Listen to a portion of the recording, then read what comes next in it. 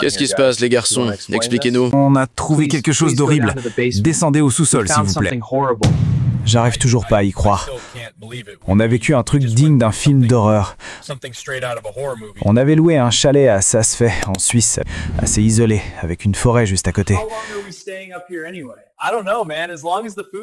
Tout allait bien jusqu'au moment où l'électricité a sauté.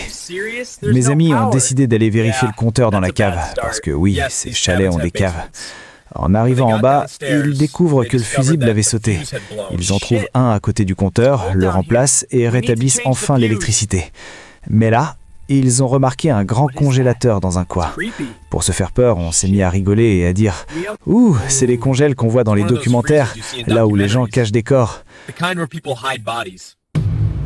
Ce qui rendait la situation inquiétante, c'est qu'il y avait une chaîne autour du congélateur. L'un des 4 amis affirma que c'était sûrement pour empêcher les locataires de se servir dedans. Mais la curiosité prit le dessus. Ils cherchèrent alors la clé du cadenas sans la trouver. 2 d'entre eux sont remontés, tandis que les 2 autres sont restés chercher de quoi casser la chaîne.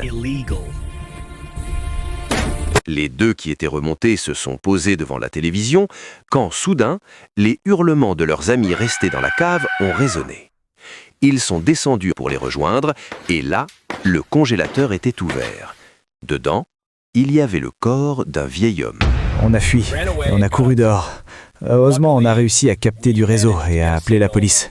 Mais ils nous ont dit qu'ils ne pourraient être là que dans 1 heure, l'endroit étant très isolé.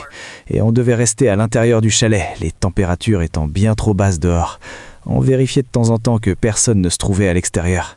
Quand les policiers sont enfin arrivés, on les a guidés vers ce qu'on avait trouvé. Une enquête a été ouverte. Il s'est avéré que l'homme dans le congélateur était le père de l'homme qui nous avait loué le chalet.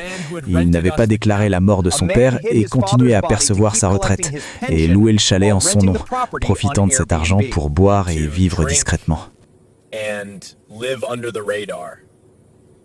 Likez et abonnez-vous pour les prochaines histoires.